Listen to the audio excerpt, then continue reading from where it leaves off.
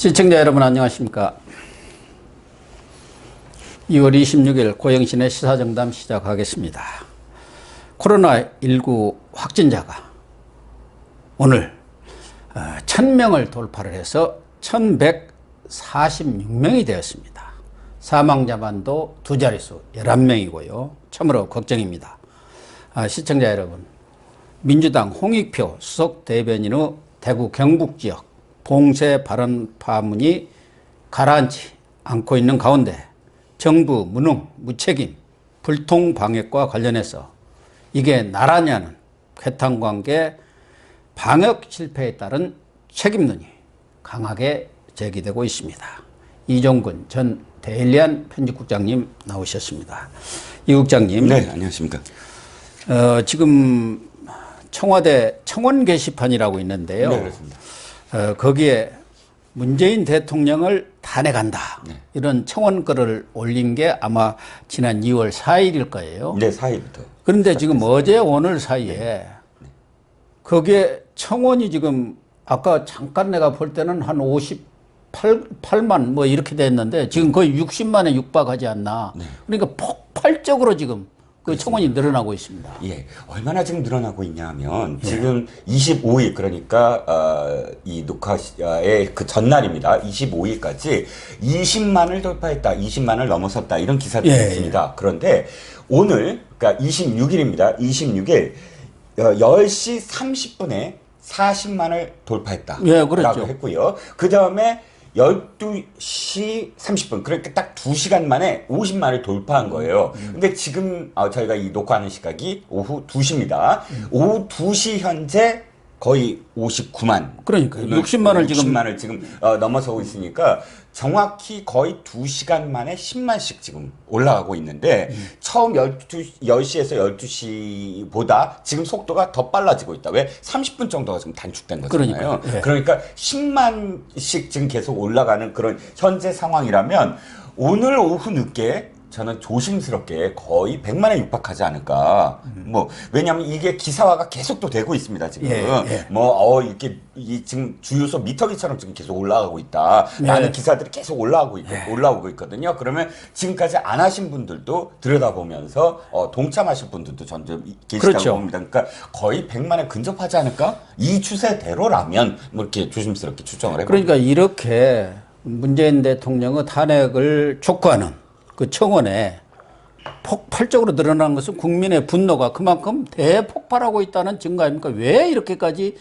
대폭발하고 있습니까? 정리를 해 주시죠. 네네. 자, 이 탄핵이 두 번째입니다. 지난해 4월에도 한번 2019년 4월에도 탄핵을 촉구한다 하고 올렸고요. 그때는 이유가 뭐냐면 북핵을 외면하고 있다. 북한 핵 개발을 외면하고 있다. 이거였습니다. 당시는 20만 정도로 그쳤고요.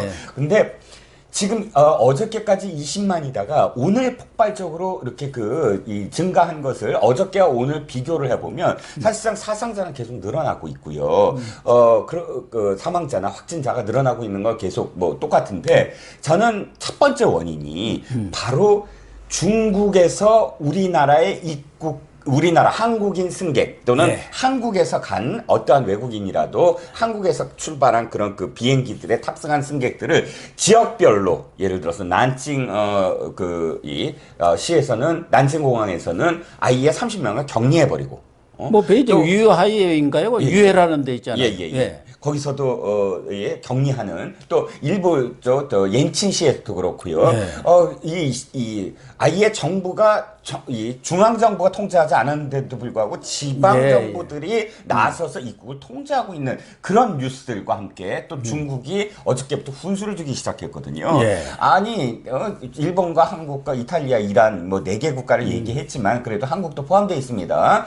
지금 방역을 똑바로 못한다. 우리나라처럼만 하면 방역할 수 있는 거 아니냐. 어디 지방 정부만도 못 온다고 조롱을 막 했더구만요. 네, 그렇죠. 그러면서 자화자찬한 게 우리는 봐라 우한을 이렇게 대규모 자원을 동원해서 지금 방역에 성공하지 않았느냐. 근데 너네들은 이렇게 못하지. 거의 그 수준으로 지금 조롱을 했거든요. 그러니까 이 뉴스들이 국민 감정을 폭발시켰다. 그렇죠. 그러니까 가뜩이나 아니 지금 대통령이 뭐라고 했습니까? 중국의 어려움은 우리의 어려움이다. 그럼 거꾸로 우리의 어려움은 중국의 어려움 아닙니까? 그렇게 똑같이 해줘야 되는데 거꾸로 된 거예요. 중국의 어려움은 우리의 어려움이다라고 사실 허리 굽혀서 그렇게 했는데 마스크도 300만 개나 보냈지 않습니까? 그렇죠. 그런데 돌아오는 건 조롱 그리고 입국 통제 이렇게 돌아왔다는 거예요. 그러니까 거기에 대한 국민 분노가 굉장히 많이 지금 포함되어 있는 게 아니냐라는 생각이 좀 듭니다. 아니 우리 국민들이 너무 지금 창피하지 않습니까? 중국 사람들이 입국은 다 뭐 봉쇄는커녕 그냥 문을 활짝 열어놓고 어서 오세요 하고 있는데 그쪽에서는 우리가 어려우니까 다 지금 봉쇄하고 있는 거 아닙니까? 정부에서 은밀하게 그럼요. 공산당 지령을 내렸다고 봐야죠. 그렇죠. 그러니까 우리가 말하자면은 마스크 대주고 뒤통수 맞은 격이 된 거예요. 그렇습니다. 그러니까 사실 한 며칠 전까지만 해도 우려를 했어요. 그러니까 우리가 굉장히 많이 늘어나니까 이게 이제 다른 나라 20개국으로 지금 확산되고 있는데요. 한국인들의 그 입국을 통제하는 나라가. 그런데 중국이 만약에 입국 통제에 나서기 시작한다 그러면 국민 감정이 허락하지 않을 것이다라는 예상을 했거든요. 예. 그런데 저는 이게 이렇게 반영될 줄은 몰랐습니다. 진짜 1시간 만에 지금 10만씩 올라가는 건 웬만한 어떤 그 일이 아니면은 이렇게까지 올라가지 않거든요. 아니 그렇게 그 청원에도 보면은 그 청원 글에도 문재인 대통령 우리나라 대통령이 아니라 중국 대통령을 보는 것 같다. 중국인에 대한 입국 제한, 금지 조치도 하지 않고 자국민 보호에는 소홀하고 있다. 이런 여러 가지 이유들을 들어서 지금 탄핵을 청원한 거예요. 네, 거기에 많은 국민들이 맞아 하고 도장을 지금 찍고 있는 거 아닙니까? 그렇죠. 그러니까 사실 5일, 그러니까 4일에 올렸으니까 날짜로는 지금 거의 22일째인데요. 예. 22일, 그러니까 한 20일 동안 20만이다가 단 이틀간에 나머지 거의 한 40만이 지금 추가된 겁니다. 그러니까 결정적으로 어쨌든 중국의 태도 그리고 우리나라 정부에 대한 무능과 그 다음에 대중 굴욕 외교, 저자세, 뭐 이런 것들이 포함됐는데, 저는 어저께 그 피터 나바로라고 미국 백악관 정책국장인데요. 폭스 뉴스에 나와서 이렇게 표현하더군요. 이런 재난, 국가적 위기에는 동맹이 없다는 것을 국민들이 알아야 된다. 무슨 얘기냐면 동맹이 우선되는 게 아니라 우선되는 건 자국민의 생명과 안전이 담보되어야지 동맹도 있는 것이지 하고 미국 그 나바로 국장이 얘기했거든요. 저는 우리 정부가 지금 새겨들어야 될 게 바로 그 대목이라고 생각을 해요. 아니 국가란 게 왜 존재합니까? 국민의 생명과 안전을 지키기 위해서 존재하는 거 아닙니까? 그걸 지금 내팽개치고 있는데 어느 국민이 지금 폭발하지 않겠어요. 거기다가 지금까지 여기 이 정부에 그 입방정을 떤 사람들이 한둘입니까? 추미애 장관 뭐라 그랬죠? 한국은 실효적 차단을 하고 미국은 정치적 차단을 했다. 중국에 대해서. 아니 두 번째 말은 정말 외교적 결례예요. 왜냐면 그건 미국 정부가 아까 중국 정부가 미국에 대해서 비난할 때 하는 말이지 왜 제3자가 나서서 미국이 차단한 걸 정치적이라고 해석을 하죠? 반미인 건 알겠지만 그건 굉장히 외교적 결례고 장관 아닙니까? 장관이.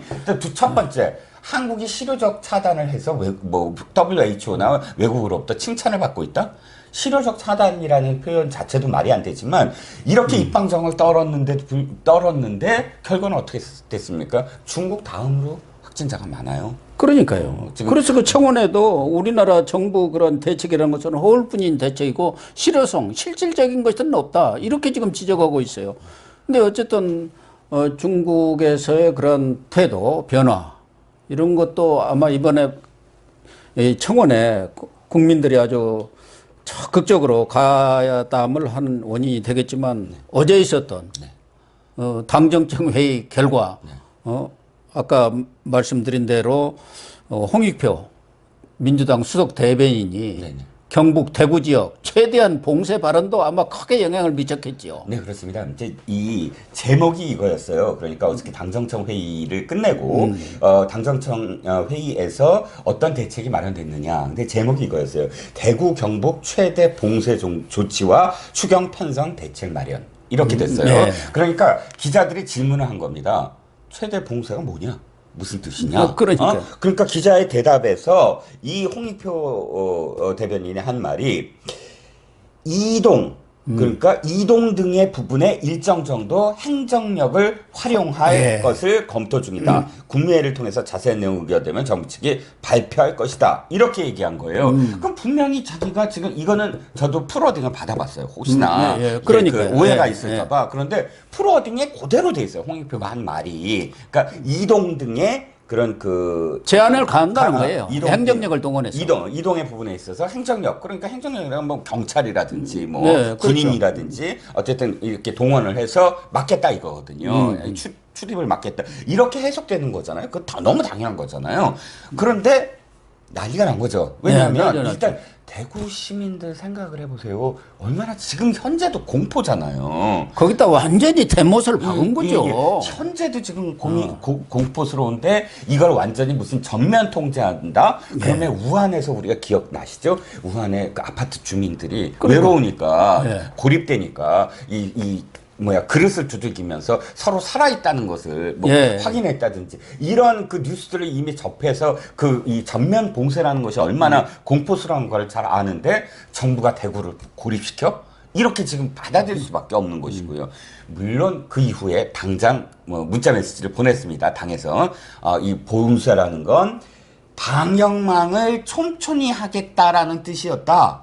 대구를 봉쇄하겠다는 뜻이 아니었다. 이렇게 얘기를 하고 더 분노스러운 건요. 그런데 홍익표가 그 다음에 바로 그 기자들한테 화를 낸 거예요. 거의 화를 냈다고 할 수가 있는 게 수정 브리핑을 했습니다. 수정 브리핑을 했는데 아니 이 봉쇄라는 말은 이미 다 쓰이고 있는 전문 용어다. 보건당국의 전문 용어고 근데 그 다음 한 말이 뭐냐면 오해가 될 수 있는 언론 보도가 나가는 건 지역사회를 불안하게 만든다 이렇게 표현을 했어요. 자기 발언이 지금 불안하게 만드는데 보도가 지금 불안하게 만든다는 거예요. 이 정부는 절대 자기들이 잘못하고도 사과하고 거기에 대해서 반성하고 그런 게 없어요. 어떻게든 변명을 하고 덮어 씌우고 남 탓하고 이런데 아주 익숙해야 돼가지고 대변인이 그 봉쇄라는 말도 모릅니까? 그리고 봉쇄라는 말이 어떤 전문 용어든 아니든 간에 그 봉쇄라는 용어가 쓰였을 때 어떤 영향이 파급력이 미치리라는 것은 적어도 그것도 대변인도 아니고 수석 대변인 아닙니까? 과거에도 원내대변인까지 한 사람이에요. 그럼요. 그런 사람들이 이렇게 정치 감각이 없는 사람들이 집권당에 수석 대변인으로 앉아 있으니까 지금 나라가 이 개판이 되는 꼴 아닙니까? 네, 그렇습니다. 오늘 그 라디오에 또 출연을 해서 송구스럽다라는 말로 일단 한 발 물러섰습니다. 왜냐하면 어마어마하게 지금 비판이 쏟아지고 있잖아요. 송구가 무엇입니까? 잘못했다고 정말 석고 대죄를 해도 시원찮을 사람들이 송구란 뜻도 제대로 지금 모를 거예요. 그게 사과가 아니에요. 아니 교수님 말씀인데 왜냐하면 송구스럽다 그러면 자기가 잘못한 걸 얘기해야 되잖아요. 만약에 사과라면 그게 아니라 송구스럽다고 해놓고 하는 말은 뭐냐면 또다시 전문 용어다. 그 봉쇄라는 거 봐라 이미 한 달 전부터 지금 계속 기사에 나오지 않느냐 봉쇄라는 말이 그러면서 이동의 제한이라는 건 그럼 뭐냐라고 좀 물어봤더니 아니 이건 환자들 얘기다. 신천지 교도들 얘기다. 신천지의 교인들이나 혹은 실제로 환자들이 이렇게 이동하는 것을 사실 통제를 해야 되는 거 아니냐. 그런 의미로 얘기했다라고 이야기했어요. 그러니까 뭘 사과한 건지 모르는 거죠. 그러니까. 그 대구 시민들한테 사실 사과를 했어야 되고요. 대구 시민뿐만 아니라 전 국민한테 사과를 해야죠. 아니 그리고 사과가 아니라 교수님 사퇴해야 돼요. 사퇴. 당연히 사퇴를 해야죠. 이해찬 대표 뭐가 앉아 있는 거예요? 이렇게 무리를 일으킨 수석 대변인을 그 자리에 두고 있는 거예요? 그 사람 없다고 방역이 안 되는 거 아니잖아요. 예를 들면 뭐 정부 쪽에 관련 책임자라든가 이런 것을 일단 방역 이 문제가 수습된 뒤에 책임 물을 거 있으면 물는다 하지만 이런 사람은 있어도 그만 없어도 그만 아니에요. 그러니까 전 사퇴된 첫 번째 이유가 물론 대구 시민들에게 정말 진정으로 이 민주당이 사과를 하려면 그 책임자를 사실 합당한 어떤 그런 이 처벌을 해야 되는 것이고요. 사실 두 번째가 더 커요. 저는 아니 대통령이 어찌됐든 대구에 내려가지 않았습니까? 그거는 사실 엠바고로 이미 기자들은 공유하고 있었는데 그러니까 정부에서 두 가지를 한다고 그때 기자들한테 얘기했습니다. 저널의 취 기자들이 한테 하나는 대구에 대통령이 직접 간다. 물론 이건 그 1호 행사이기 때문에 엠바고로 붙였고요. 엠바고로 붙였고. 두 번째는 정세균 총리로 하여금 현장에서 거주하면서 아예 진두지휘를 한다. 그러니까 정부 측 입장에서는 가장 큰 두 가지 카드를 동시에 쓴 거예요. 그러니까 대통령이 대구에 딱 내려가서부터 사실은 대구 시민들을 위로하려고 내려갔잖아요. 그렇죠. 그런데 문 대통령 아니 해명하기 바빴어요. 아니 이게 정당 여당의 자기 민주당 대변인의 얘기를 대변인의 얘기를 두 번씩이나 그거 봉사가 아니다. 청와대 대변인도 해명을 미리 했었잖아요. 또. 그거 봉사가 아니다. 아니 저는 왜 사퇴를 해야 되냐면 집권 여당의 대변인이 도리어 대통령의 행사를 지금 방해한 거예요. 말하자면 청와대 입장에서는 그냥 자기들 행사를 가서 하면서 대구에 대해서 그렇죠. 정말 총력적으로 대응하겠다는 네네. 것을 좀 홍보 좀 보여줘야 되는데 보여줘야 하는데 거기다 찬물을 그냥 그렇죠. 해명하기 바쁘게 만들었다. 해명하는 것 자체가 사실은 말도 안 되죠. 어떻게 대통령이 자신이 소속돼 있는 정당의 대변인의 말을 지금 해명을 하고 다녀야 됩니까? 그렇다면 진짜 오늘도 엎어져서 대통령한테 누가 됐다라고 생각을 해야 되는 거 아니에요? 그런데 그러니까. 송구스럽다 한마디 하고 뭐 자기가 잘했다라고 덧붙인다는 뻔뻔한 건 인간들이에요. 부끄러운 줄 모르는 거죠. 어떻게 집권 그리고 여당의 대변인이. 홍익표가 지금 이런 말실수로 설화를 빚은 게 한두 번이 아니잖아요. 지금 당장 얼마 전까지도 임미리 교수 네네. 고발한 게 홍익표 아닙니까? 주도한 사람이. 아니 진짜 이해가 안 가는 게요, 교수님. 대변인은 기자들이 물었을 때 답변을 꼭 해야 되는 거잖아요. 예. 그게 대변인이죠. 그런데 임미리 고발건에 대해서 기자들이 이제 문제가 되기 시작하고 이렇게 그 계속 대변인하고 통화를 하거나 혹은 직접 의원실에서 만나서 아니 도대체 그 누가 주도를 했냐 물어봤는데 그 다음부터 한 48시간 동안 대답을 안 하는 거예요. 아예 전화도 안 받고 대답도 안 하고 잠수 탔다고 그랬잖아요. 예, 어디로 사라져버렸다는 거 아니에요? 아예 의원실에서 부딪히더라도 그냥 뭐랄까요, 외면해 버리고 아예 한 마디도 안 하는 거예요. 그럼 대변인은 사퇴해야죠, 내려놔야죠. 대변인뿐만 아니라 지금 민주당 지도부를 포함해서 이해찬 대표를 포함해서 그 좀 당직계나 갖고 힘께나 쓴다는 사람들의 그 자세가 다 그래요. 그래서 지금 저렇게 오만하고 오만방자하기가 짝이 없어요. 독선 독주가. 그러니까 국민들이 지금 민주당에 대해서 다 등을 돌리는 거 아닙니까? 뭐 1년 내내 봐왔죠. 그러니까 2년 반 내내 봐왔죠. 드루킹 사건 같은 경우 사실 옛날에 그런 것들이 터졌다면 일단 자숙하는 모습 그리고 경계하는 모습 그다음에 청와대에서 그런 검찰 수사를 조용히 지켜보자. 이 정도의 어떤 스탠스가 사실 왜냐하면 자신들의 연루된 문제 아닙니까? 근데 이 정부 어떻게 했습니까? 적반하장이잖아요. 도리어 자기가 막 나서서 공격적으로 인터뷰를 하고 또 이 재판부를 지금 욕을 하고 이런 행태가 선거 초기에 그러더니 모든 문제가 터질 때마다 다 조국 사태도 그렇고 그렇죠. 다 아예 너무 당당하다 못해 아예 그냥 역공을 취해버리잖아요. 역공이요. 예. 뭐 지금 이 정도의 상황도 사실은 진짜 살얼음판을 걷고 있어야 되잖아요. 지금. 그러니까 말 한마디 한마디가 얼마나 큰 영향을 미칩니까? 그런 중요한 자리에 있던 사람. 그러면 신중을 기해서 얘기를 하고, 국민들이라든가 또 대구라든가 경북 그런, 시민, 주민들이 마음 상하지 않도록 조심조심 해야 하는데 이 사람들은 자기 멋대로 얘기를 해놓고 그거 다 남한테 뒤집어 씌우는 거 아닙니까? 네, 그래서 아니라고 팔빼매버리고. 그렇죠. 그러니까 이 모든 것들이 사실은 지금 1시간 만에 10만씩 들어오는 분들, 그분들의 마음을 사실 불을 지는 거죠. 그러니까 이 불이 타고 있는데 기름을 그냥 또 껴안고 해서 지금 폭발하고 있다. 화산처럼 폭발하고 있다라고 할 수가 있겠죠. 거기다가 하나는 그 심각 단계도 의사협회라든가 내과 감염협회 이런 데서도 빨리 단계를 격상시키라고 했잖아요. 뭐 심각 단계 올려야 하는데 23일 엊그저께 겨우 심각 단계를 올린 거 아닙니까? 500명이 넘어서니까 그때서 올린 거예요. 그 이전부터 심각 단계를 올려가지고 이걸 철저하게 각종 수단을 동원해갖고 했으면 괜찮을 건데 또 하나는 저는 마스크 봉기 이게 말이 됩니까? 아니 우리나라가 경제 12대국에서 마스크 하나를 못 사가지고 그 텔레비라든가 이 언론 보도 보면 몇십 미터씩 줄을 서 있잖아요. 네, 그렇습니다. 정부가 지금 그 아까 말씀드린 당정청 회의에서 마스크 수급 계획을 발표를 했습니다. 그 이유가 말씀하셨듯이 대구에서 벌어진 일인데 사진 한 장이 굉장히 충격적이었어요. 마스크를 사기 위해서 줄을 완전히 무슨 그 꼬불땅 해갖고 어마어마한 줄인데 몇 시간을 기다려서 그 산다는 겁니다. 이 사진이 준 충격이 어마어마했거든요. 아, 우리나라가 선진국 뭐 몇이고 어쩌고 다 필요 없다. 국민들이 마스크 하나도 제대로 못 사는 나라라면 그게 그러니까요. 무슨 의미가 있느냐는 거예요. 거기에 대해서 이제 정부가 발빠르게 대응을 했습니다. 이 대응 내용이 뭐 수출은 생산량의 10% 이내로 뭐 제한하겠다. 뭐 이렇게 얘기를 했습니다. 그런데 이미 지난 한 달간 마스크가 해외로 이렇게 그 유출된 뭐 수출을 포함해서 그 양이 일단 신고된 것만 공식적으로 집계가 지난 1년 동안 한 것과 맞먹는 양이 지금 빠져나갔다는 거예요.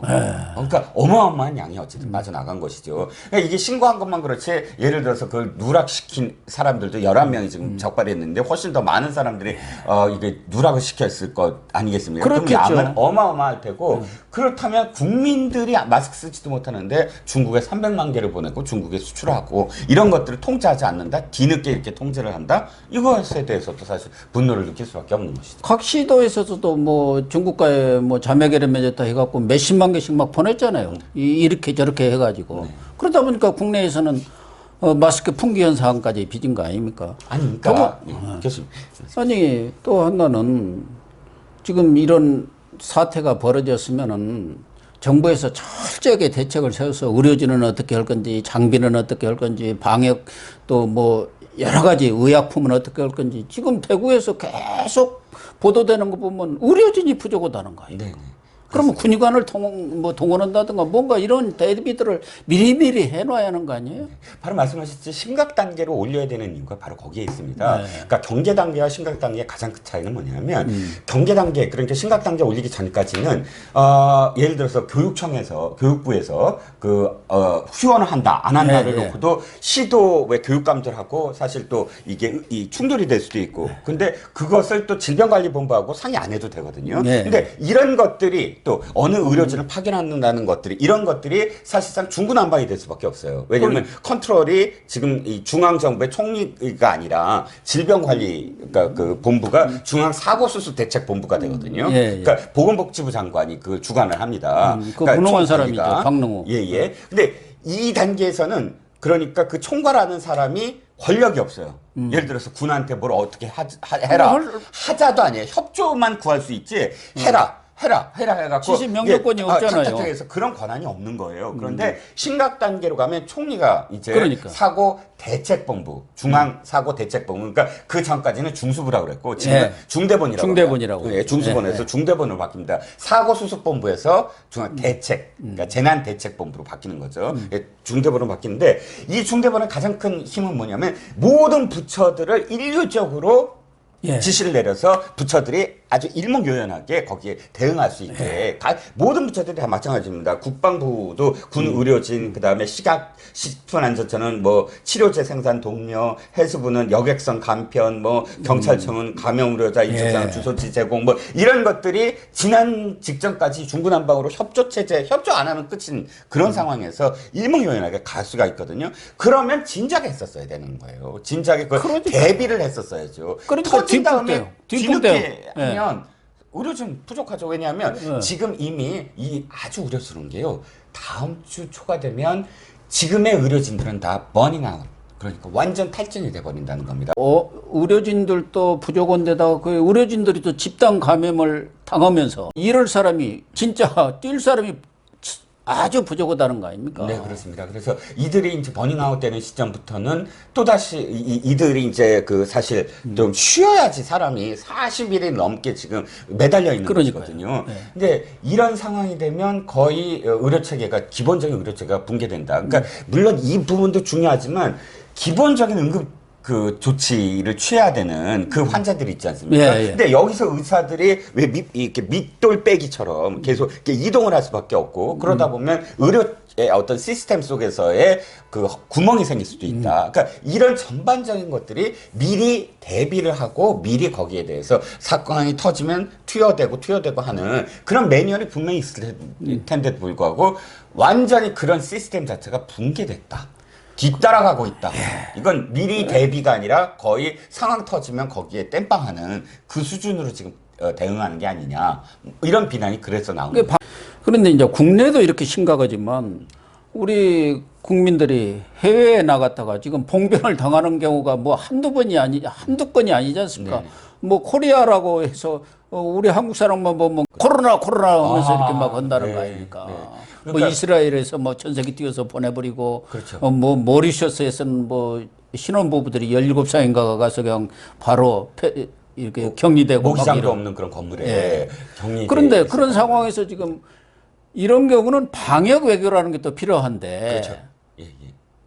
사실은 그런 것을 지금 외교부가 적극적으로 대응을 못하고 있다는 또 비난도 많아요. 그런 상황에 강경화 장관은 지금 유엔 뭐 인권이사회인가 뭐 그런 거 저런 거 군축회담 뭐 해갖고 유럽 가서 지금 돌아다니고 있는 것 같아요. 저는 지금 제일 이해가 안 가는 게 외교부 대변인 성명이 없다는 거예요.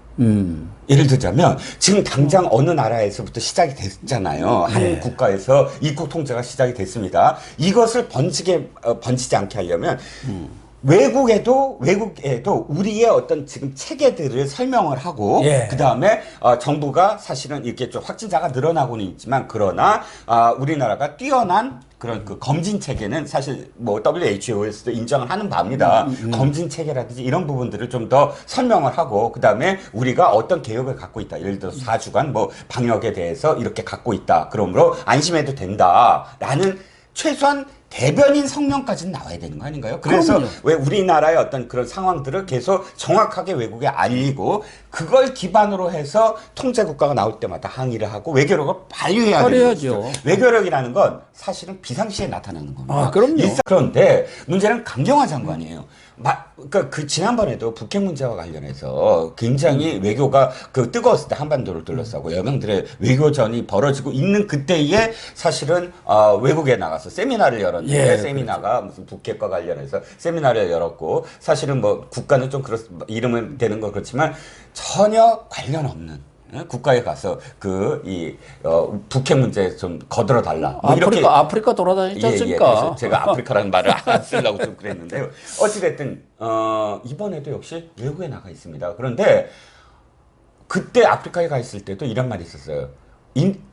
있어도 존재감이 없는데 뭐 없어도 상관이 없었기 때문에 별 무관하다. 근데 지금도 사실은 마찬가지라는 거예요. 어쨌든 지금 이 상황 자체로는 사실은 이런 상황 정도로 이렇게 악화됐다고 한다면은 과거 같으면 내각 총사태라든가 웬만한 나라에서는 정권이 뒤집어질 상황이에요. 지금 중국 같은 데도 시진핑 정권이 지금 흔들흔들 한다 할 정도 아닙니까? 그래서 지금 당장 무슨 조치를 취하기는 어렵겠지만 이번 사건 코로나 사태가 진정이 되고 수습이 된다면은 정말 이 문제에 대해서는 철저하게 책임을 물어야 한다. 이런 국민 여론이 상당히 지금 제기되고 있는 그런 상황인 것 같아요. 아니, 그러니까 이 지금 정부가 야당인 시절에 메르스 사태와 관련해서 비판을 할 때 첫 번째 뭐냐면 왜 컨트롤 타워가 없느냐. 두 번째는 왜 전문가들의 말을 안 듣느냐. 그 얘기 아닙니까? 지금 이 정부가 하는 게 그렇습니다. 질병관리본부장인 정은경 관리본부장은 계속 사실은 그 중국이란 표현을 안 썼지만 이 전염병의 확산 우려가 있는 국가의 입국 통제가 바람직하다 이런 표현을 썼어요. 그 다음에 심각 단계도 마찬가지입니다. 좀 상향돼야 된다. 현재 단계에서 상향되는 것을 고려해야 된다. 이렇게 표현을 했습니다. 그런데 박능우 장관은 뭐라고 그랬죠? 모기가 들어오는 것을 창문을 닫아야 모기 안 들어오는 거 아니냐라는 야당의 비판을 기자들 앞에서 이렇게 했습니다. 여름 되면 모기가 사라진다. 그러니까 이게 농담. 겨울에는 모기가 없다고. 농담. 겨울에는 참 모기가 없다. 거꾸로 말씀드렸군요. 그런데 지금 아니 장관 지금 저 경계 단계에서는 총 그 이 책임을 지는 수장이 보건복지부 장관인데 이 사람이 지금 농담할 때입니까? 이 정부 정말 중구난방입니다. 네, 시청자 여러분, 문재인 대통령에 대한 탄핵을 요청하는 청원에 국민들의 정말 분노가 대폭발하고 있는 것 같습니다. 이 정부 과연 코로나 수습할 능력이 있는지 의문이 아닐 수 없습니다. 오늘 방송 마치도록 하겠습니다. 시청해 주셔서 감사합니다.